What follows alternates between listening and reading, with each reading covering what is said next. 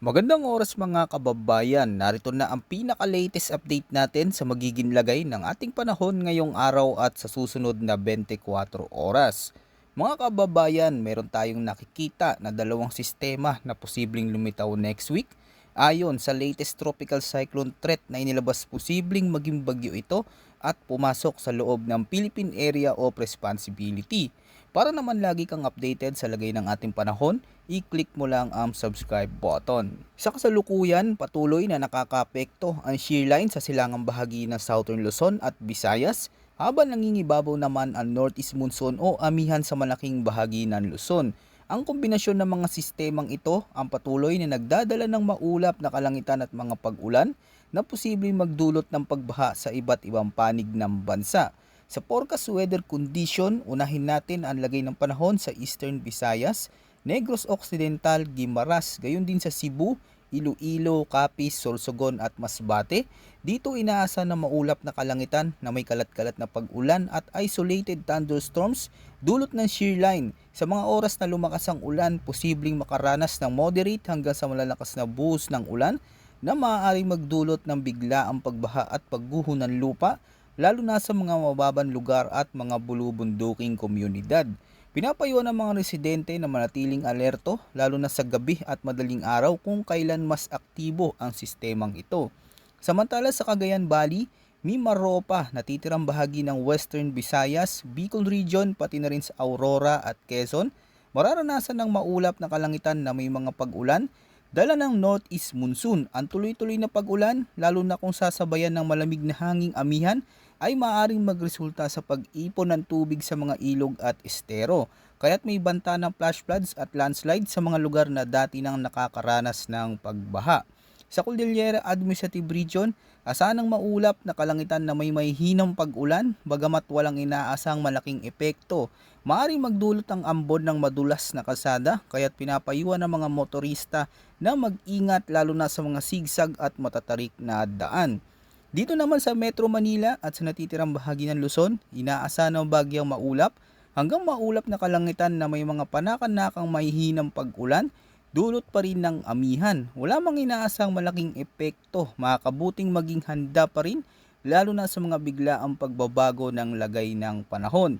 At para sa natitirang bahagi ng bansa, mananatili ang bahagyang maulap hanggang maulap na kalangitan na may isolated rain showers o thunderstorms, dulot ng umiiral na localized thunderstorms. Sa mga lugar na tatamaan ng malalakas na thunderstorms, posibleng makaranas ng biglaang pagbaha at landslide kasabay ng malalakas na hangin at pagkidlat pagkulog. Sa lagay naman at kondisyon ng hangin at karagatan sa Northern Luzon, gayon din sa silangang bahagi ng Central at Southern Luzon at Visayas, dito mararanasan ng malakas hanggang malagil na hangin mula hilagang silangan na siyang nagdudulot ng napakaalong karagatan na may taas na aabot sa 2.8 hanggang 5.0 meters.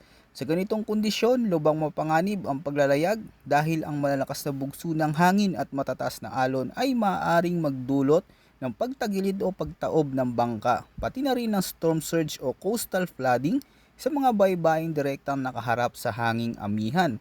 Samantala sa natitirang bahagi ng Luzon at sa silangang bahagi ng Mindanao, umiiral lang malakas na hangin mula hilagang silangan dahil dito inaasang maalong karagatan na may taas ng alon na mula 1.2 hanggang 3.4 meters.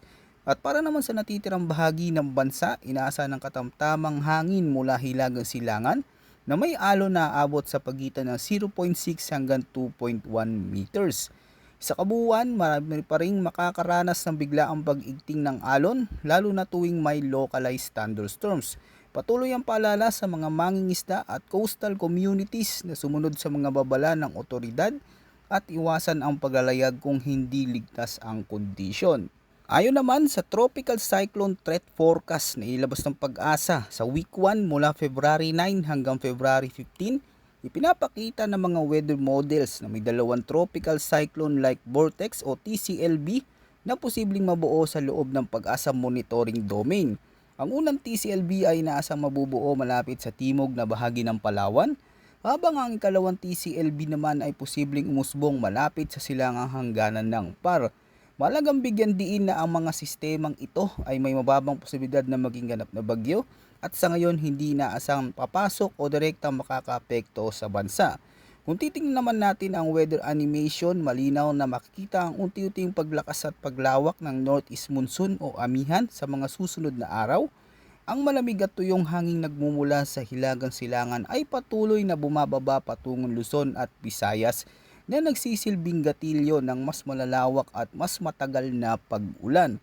Mapapansin din ang mas siksik na ulap at mas aktibong rain bands na patuloy na tumatama sa silangan at hilagang bahagi ng bansa.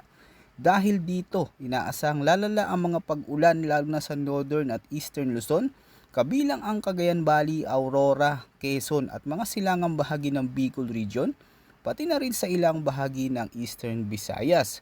Sa mga lugar na ito, ang tuloy-tuloy at minsan ay malalakas na pag-ulan ay maaaring magdulot ng malawakang pagbaha, lalo na sa mga mababang lugar at mga komunidad na malapit sa ilog. Hindi rin sinasantabi ang banta ng pagguho ng lupa sa mga bulubunduking lugar dahil sa patuloy na pag-ipon ng ulan sa lupa.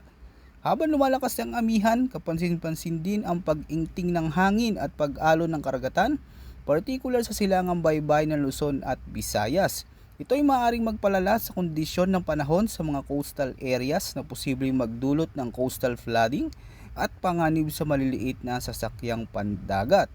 Bagamat walang binabantay ang aktibong bagyo sa loob ng parsa ngayon, ang kombinasyon ng malakas na amihan at mga umiiral na weather systems ay sapat na upang magdulot ng seryosong epekto sa ilang lugar. Kaya't patuloy ang paalala sa publiko na manatiling alerto, makinig sa mga opisyal na abiso at maghanda laban sa posibleng pagbaha at landslide sa mga susunod na araw. Sa kabuuan ng ating forecast, patuloy na mararamdaman ang epekto ng northeast monsoon o amihan sa malaking bahagi ng bansa na magdadala ng maulap na kalangitan at mga pag-ulan lalo na sa northern at eastern Luzon. Kabilang dito ang Cagayan Valley, Aurora, Quezon at ilang bahagi ng Bicol Region kung saan inaasahan ng tuloy-tuloy na ulan na maaaring magdulot ng pagbaha sa mababang lugar at pagguho ng lupa sa mga bulubunduking komunidad.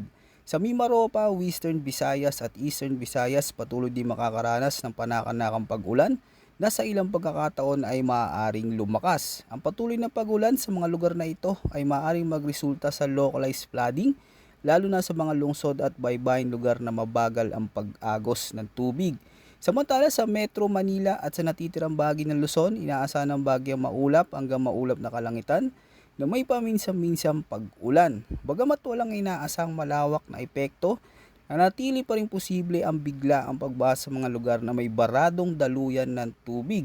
Samantala sa long range forecast, patuloy na minomonitor ang isang tropical cyclone like vortex o TCLB na posibleng mabuo sa susunod na linggo sa loob ng monitoring domain. Sa ngayon, mababa pa ang tsansa na ito ay maging ganap na bagyo, subalit maaaring itong magpalakas ng ulan at hangin, lalo na sa mga silangang bahagi ng bansa kung ito ay magiging mas organisado. Dahil dito, patuloy ang paalala sa publiko na manatiling alerto, maganda laban sa posibleng pagbaha at landslides, kaya manatiling nakamonitor dito sa ating channel mga kababayan para sa pinakabagong update tungkol sa magiging lagay ng ating panahon at huwag kalimutang mag-ingat.